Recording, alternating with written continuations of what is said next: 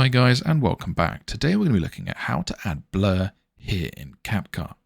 Now if you're new here or if you find the video helpful, please give us a like and a comment down below as it really helps the channel out with the algorithm. And of course, don't forget to subscribe. Okay, so the very first thing we want to do is find the image or video that we'd like to apply the blur to. So let's go here and we'll use this image we have right here. Let's add this into our timeline. Now to blur this, something we can do is go to the very top of the screen and click on Effects.